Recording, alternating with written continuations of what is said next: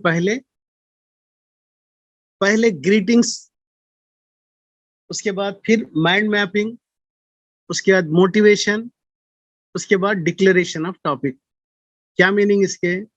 جیسے ٹیچر کمرے جماعت میں داخل ہوتا ہے، بچوں سے خطابت کس انداز سے؟ السلام علیکم، خیریت، کیسے ہیں، اس طرح سے بولنے سے بچے ریسپونڈ ہوتے ہیں.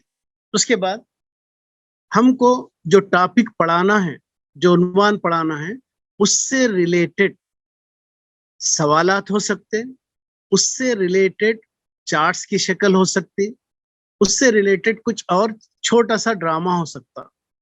یہ پیش کرنے سے بچوں میں ایک قسم کی تحریک پیدا ہوتی کہ آخر یہ کیا کیا جا رہا ہے، آگے کس طرح سے بڑھا جا رہا ہے. اس کے بعد تحریک کے بعد اب ٹیچر کہتا ہے کہ تو آئیے بچوں آج ہم فلاں ٹاپک پڑھیں گے. تو یہ کمپلیٹ ہوا پری ایکٹیو اسٹیج، یعنی ما قبل تدریسی مرحلہ. کہاں تک آیا؟ یہ اعلان سبق تک آیا. اب اس کے بعد کیا کرتا ٹیچر؟ آئیے بچوں آج ہم فلاں چیز پڑھیں گے. اب یہاں سے انٹریکٹیو یعنی تدریسی مرحلہ اسٹارٹ ہو گیا. اس میں کیا کرتا ٹیچر؟ پہلے کنٹینٹ یا مواد مضمون کو پیش کرتا. وہ ایک اسٹانزا ہو سکتا، یا 2 ہو سکتے، یا 4 لائن ہو سکتے، یا 2 پرابلم ہو سکتے. اس کو پہلے پیش کرتا، پھر اس کی وضاحت کرتا مختلف مثالوں سے، تاکہ بچے بآسانی ذہن نشین کر سکیں. پھر اس کے بعد اس سے ریلیٹڈ سوالات کرنے کی کوشش کرتا ہے. اس پہ بچے ریسپونڈ ہوتے، بچے جوابات دیتے.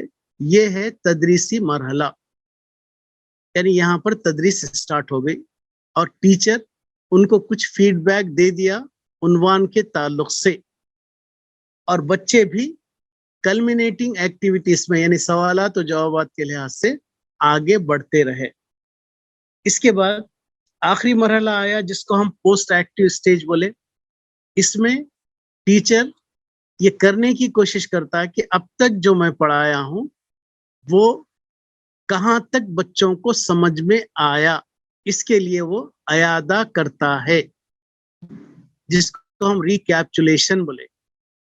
اردو میں اعادہ ہے، انگلش میں ریکیپچولیشن بھی ہے، ریویژن بھی ہے، 2 ورڈز بھی ہے، لیکن دونوں میں بہت بڑا فرق ہے.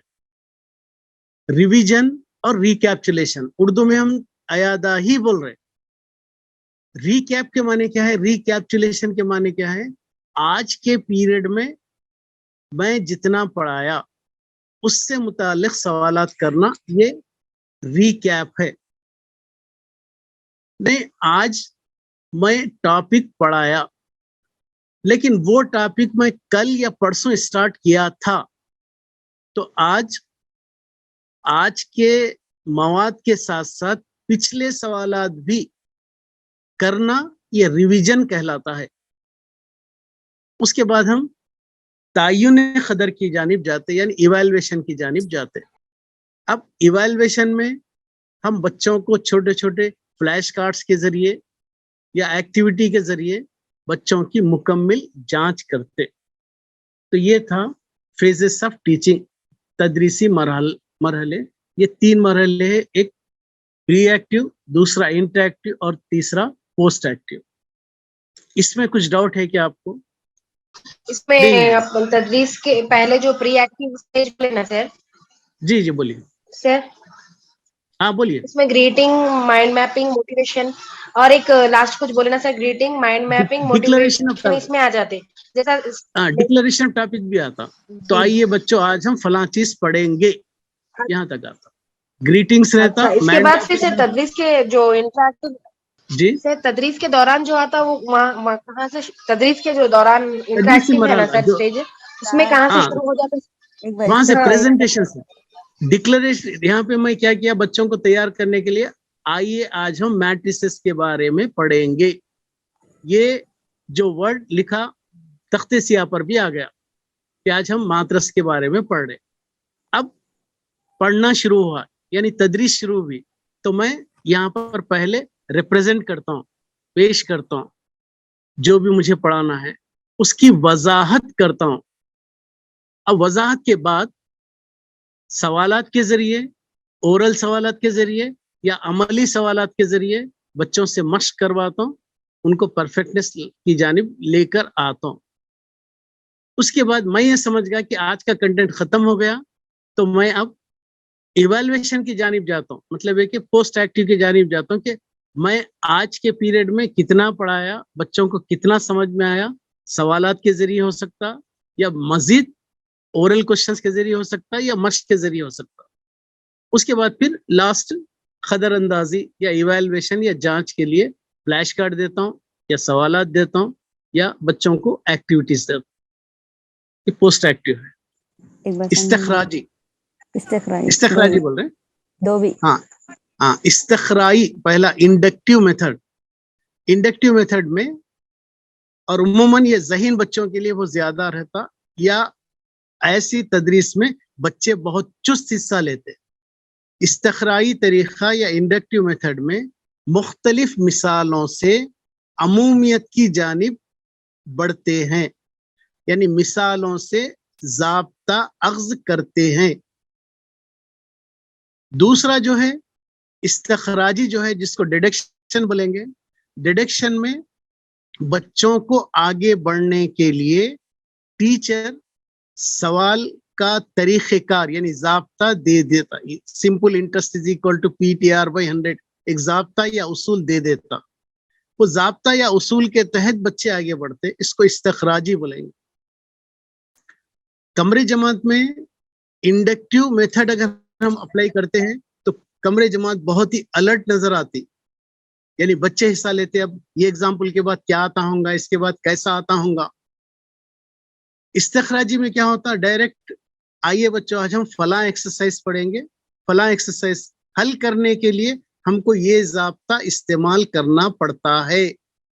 تو بچے یہاں پر اپنے ریزننگ کو استعمال نہیں کرتے، ڈائریکٹ ضابطہ دے دیے خدریں درج کرنا ہے، یعنی رولس اینڈ ریگولیشنز دے دیے آگے بڑھنا ہے.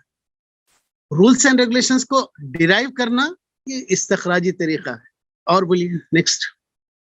سر یہ استخراجی طریقہ ہے نا، تو مطلب زیادہ تر یہ ذہین بچے یہ طریقے سے متفق رہتے ہیں نا سر، استخراجی طریقے سے. جی نہیں استخرائی طریقے سے متفق ہوتے ہیں ذہین بچے. استخرائی طریقے سے مطلب جو مطلب پڑھنے میں کمزور ہے لوگوں کے لیے اچھا رہتا ہے. اوسط سے کمزور جو بچے رہتے، اوسط سے کمزور جو بچے رہتے، ارے ہم کو ضابطہ دے دیے نا، اپنے کو اب اور سوچنا نہیں ہے، وہ ضابطے کے تحت خدریں درج کرنا ہے. یعنی وہ سوچتے نہیں، جو رول دے دیا گیا رول کے پیچھے جاتے، اس کو ایک ہی روٹ پر جانا بول کے بولے. استخرائی میں اسپائرل ٹائپ میں جانا، ہماگیر شخصیت کی نشوونما ہوتی. بچہ بھی سوچتا اس کو کیسا کرنا چاہیے، کیسا کرنا چاہیے، کیسا آتا ہے، یہ سوالات کس طرح سے کر رہے، یعنی بچہ اپنی ریزننگ کو استعمال کرنا. سوال کو کتنے طریقوں سے حل کیا جا سکتا، ایسا بچہ سوچتا، اس میں ریزننگ پاور بڑھتی، ذہنی صلاحیتیں بڑھتی. اور آج کل جو ہے ذہنی ورزش، برین اسٹارمنگ، یہ بہت اسٹرانگ ہوتا. نیکسٹ کمرے جماعت کا انصرام یعنی کلاس روم مینجمنٹ. اب کمرے جماعت کا انصرام یا مینجمنٹ کس طرح سے کرنا چاہیے، کیوں کرنا چاہیے؟ پہلے سوال اٹھتا کیوں کرنا چاہیے. اس لیے کرنا چاہیے کہ تدریسی و اکتسابی عمل مثبت نتائج دے. یعنی کلاس روم کو کس طرح سے آرگنائز کریں گے کہ ہماری جو ٹیچنگ ہے یا ہمارا جو ٹیچنگ لرننگ پروسیس ہے اس سے بچے بہت زیادہ مثبت نتائج فروخت کرے. پہلا ہے مواد پر عبور اور واضح وضاحت کا اصول. دوسرا شراکت کا اصول. تیسرا جمہوری انداز فکر کا اصول. چوتھا معلم کا مناسب برتاؤ کا اصول. پانچواں خود ضبط کا اصول. چھٹا لچک کا اصول. ساتواں شخصی اصول. 8واں ہے مناسب فیڈ بیک کا اصول. یہ ہم کس تعلق سے بول رہے ہیں؟ یہ کمرے جماعت کو کس طرح سے منظم کرنا چاہیے، کلاس روم مینجمنٹ. تو تاکہ سرگرمی آگے بڑھے، تاکہ سرگرمی کے مثبت نتائج آئے، تو ہم کو کلاس روم مینجمنٹ کو مؤثر انداز سے کرنا ہے. تو پہلے جو مواد پڑھایا جا رہا ہے اس پر پرفیکٹنس، ٹیچر کو پرفیکٹنس رہے، یعنی ٹیچر اس پر عبور حاصل کرے اور ٹیچر کلیئر انداز میں واضح طور پر اس کی وضاحت کرے. دوسرا، ہر شراکت کا اصول، ہر بچے کو برابر کا موقع دیا جائے تدریسی و اکتسابی عمل میں.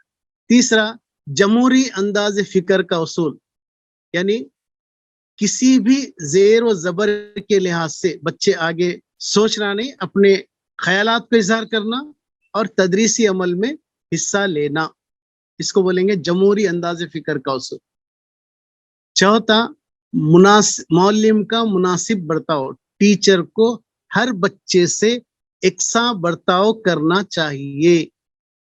کوئی بچہ اگر انٹریکٹ ہو رہا تو اس کو ریسپونڈ کر رہے، اور کوئی بچہ انٹریکٹ نہیں ہو رہا تو اس کو نظر انداز کرنا، ایسا نہیں، ان کی بھی ہمت افزائی کرنا، تو تاکہ وہ بچے آگے چل کر پھر سوالات کرنے کی کوشش کریں. یعنی ہر بچے میں ٹیچر کی جانب سے یہ ہونا کہ ہر بچہ میں آگے بڑھوں گا، میں سوال پوچھوں گا، میں جواب دوں گا، اس طرح کا برتاؤ بچوں کی طرف سے نظر آنا، یہ ڈیپینڈ کرتا ہے ٹیچر کے طرز عمل پر. اس کے بعد خود نظم، خود ضبط کا اصول، یعنی ڈسپلن. اب یہاں پر ڈسپلن کے کئی معنی ہیں.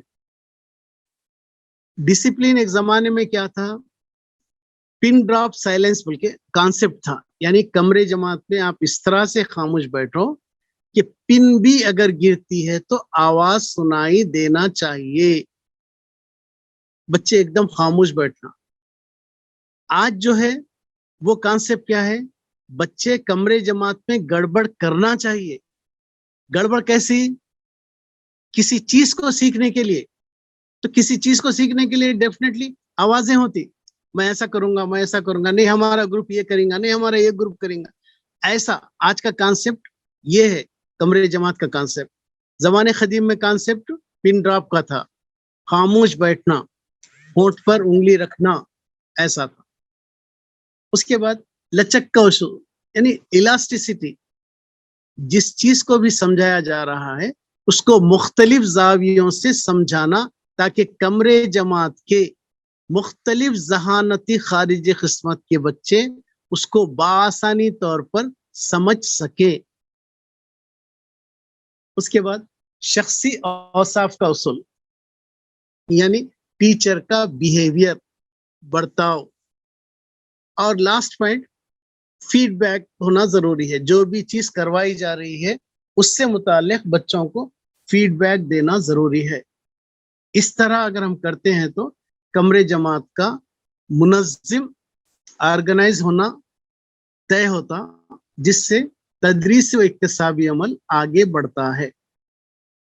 اس کے بعد ہے رہنمائی و مشاورت، گائیڈنس اینڈ کاؤنسلنگ.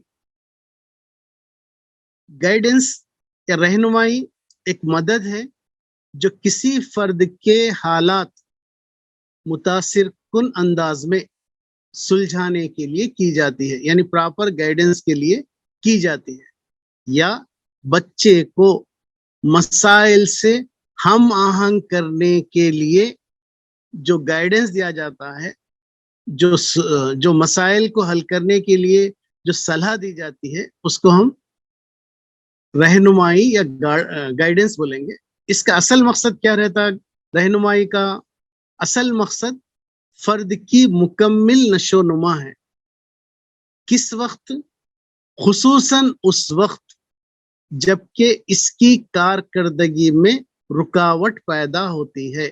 جب بچہ کوئی مسئلے کو مناسب طریقے سے حل نہیں کر پا رہا، ایسے وقت بچے کو گائیڈ کرنا، مناسب انداز میں لے کے جانا، یہ دونوں برابر. اب رہنمائی عموماً تعلیمی میدان میں ہوتی، شخصی میدان میں ہوتی پیشہ وارانہ. تعلیمی میدان میں فروٹفل نتائج، مؤثر نتائج حاصل کرنے کے لیے گائیڈنس عموماً ٹیچر دیتے کہ آپ اس طرح سے پڑھیں گے. پڑھنے کے طریقے کو لکھنے سے، پڑھنے سے اگر ہم کرتے ہیں تو یاد کرنا اور یاد رکھنا ہوتا ہے، اس لیے آپ تعلیمی میدان میں آگے بڑھ سکتے.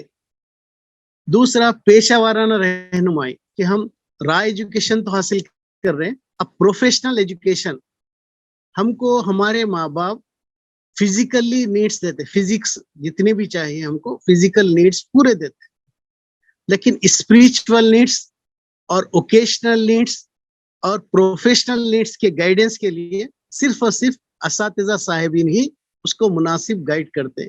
آپ یہ کورس کرنے سے آپ اس انداز سے اسکلڈ لیبر تیار ہوتے ہیں، اس میدان میں آپ لوہا منوا سکتے ہیں. اور ایک ہے شخصی رہنمائی.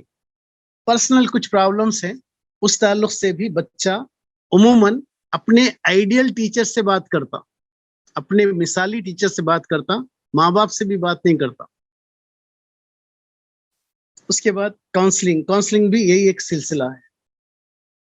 تب یہ تقریباً ایک حصہ کمپلیٹ ہوا. اب اختتام کی طرف جا رہے ہیں ہم. نیکسٹ جو ہماری کلاس رہیں گی وہ NCF 2005 RT 2009 اور اس سے ریلیٹڈ پیڈاگوجی کے کوشچنس انشاءاللہ ہم نیکسٹ کلاس میں شروع کریں. ٹھیک ہے سر؟ یہ ذرا کاؤنسلنگ کے بارے میں بتائیے نا سر. یہ کس کے بارے میں؟ کاؤنسلنگ کے بارے میں سر. کاؤنسلنگ، مشاورت یا کاؤنسلنگ، یہ ایک ایسا تجربہ ہے جس میں کاؤنسلر جو ہے، کاؤنسلر کے معنی مشیر، ایسے ٹیچر کو ہم مشیر بولیں گے. آپ کیا رہتے؟ کاؤنسلر رہتے. کاؤنسلر یا مشیر ایک موقع فراہم کرتا ہے جو پختگی کی جانب آگے بڑھنے کا ایک موقع رہتا. کاؤنسلر اور کاؤنسلی کے معنی جسٹ لائک اسٹوڈنٹ، کاؤنسلر کے معنی مشیر جس کو ہم ٹیچر بول کے بولیں گے. ٹیچر ہی ہونا ضروری نہیں ہے، ہم جس پر اعتماد کرتے ہیں وہ آپ کا کاؤنسلر ہو سکتا. کاؤنسلر کیا کرتا؟ ایک موقع دیتا وہ رکاوٹوں سے آزاد ہونے کا جو اس کو نقصان پہنچا رہی ہے. کاؤنسلر بچے کو یعنی سامنے کاؤنسلی کو حالات دیکھ کر ایک نتیجہ نکالتا. یہ نتیجہ یہ نکالتا کہ یہ بچہ جن رکاوٹوں سے دو چار ہے اس کو حل کرنے کے یہ سلوشن ہو سکتے. کیوں ایسا؟ اس وقت بچہ سمجھ نہیں سک رہا کہ کیا کرنا چاہیے، تو ویسے وقت مشیر اس کو مناسب انداز میں اپنے مشورے دیتا ہے. مختصر یہ کہ مشاورت یا کاؤنسلنگ وہ ہے جو طلباء کو ایسی اطلاعات باہم پہنچائی جاتی ہے جو ان کی کامیابی کے لیے اہم ہوتے ہیں تاکہ وہ اپنے مشکل مسائل کے حل کے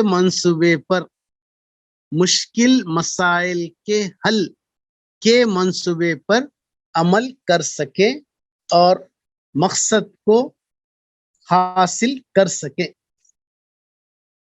اس میں ڈائریکٹیو کاؤنسلنگ ہے، نان ڈائریکٹیو کاؤنسلنگ ہے، دوسرا سلیکٹیو کاؤنسلنگ ہے. ڈائریکٹیو کاؤنسلنگ ہدایتی مشاورت بول کے بولے. یہ کیا ہے؟ اس میں کاؤنسلر سینٹرل پارٹ ادا کرتا، یعنی سینٹرل آئیڈیا اس کے پاس رہتا، وہ اہم کردار ادا کرتا. اور یہ کاؤنسلر کیا کرتا؟ کاؤنسلی پر، بچے پر اسٹریس نہیں کرتا، بچے پر غور نہیں کرتا، بلکہ بچہ جو مسئلہ لے کر آیا وہ مسئلے پر غور کرتا، یہ مسئلے کو کس طرح سے حل کیا جائے. اسی طرح نان ڈائریکٹیو میں یہاں پر طالب علم کو مرکزی حیثیت حاصل ہے. مشیر جو ہے یا کاؤنسلر جو ہے وہ انڈائریکٹ طور پر بچے کو مناسب رہنمائی کرتا ہے.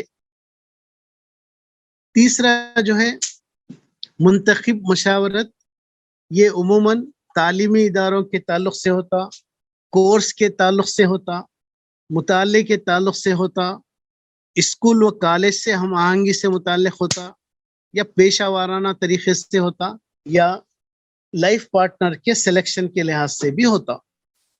اور کچھ ڈاؤٹ ہے آپ کو؟ سر یہ تھرڈ والا ایک مرتبہ بولے سر، اس کا کیا ہے مطلب ابھی جو بولے آپ؟ سلیکٹیو جو بول رہے ہیں نا، سلیکٹڈ کاؤنسلنگ یا سلیکٹیو کاؤنسلنگ،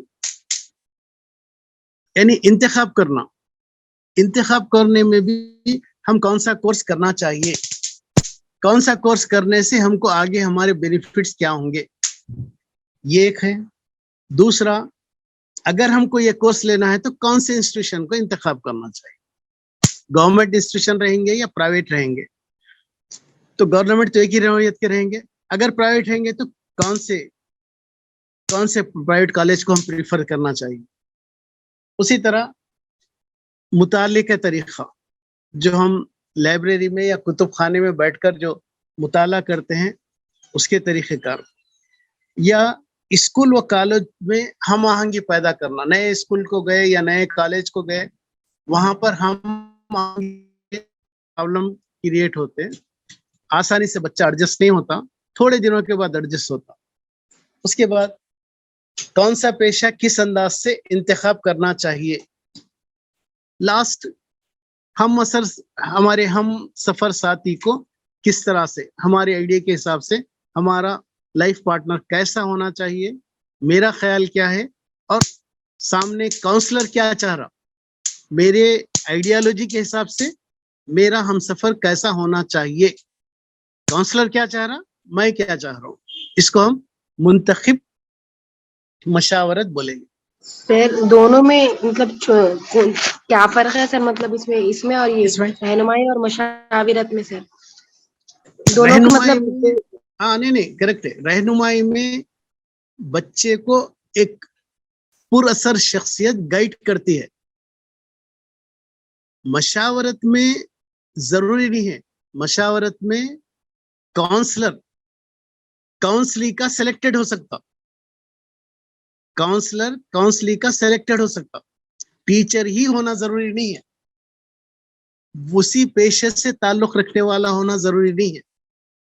کیونکہ صلاح کاری ہم مشورہ لے رہے، ہم سمجھے ایکس وائی زیڈ کے پاس گئے، ہم ایکس وائی زیڈ کے پاس کیوں گئے، ہمارا یہ مسئلہ ہے، ہم کو معلوم اس قسم کے مسئلے وہ ایکس وائی زیڈ کینڈیڈیٹ حل کرتا ہے، یا ایکس وائی زیڈ کینڈیڈیٹ اس کے حل کے لیے مناسب طریقے بتلاتا ہے.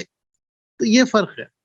تو باقی ہم نیکسٹ کلاس میں NCF 2005 اس پہ سوالات بھی اکثر آتے اور ہمارے نالج کے لحاظ سے بھی امپورٹنٹ ہوتا، اور یہ TRT کے لحاظ سے بھی امپورٹنٹ ہے.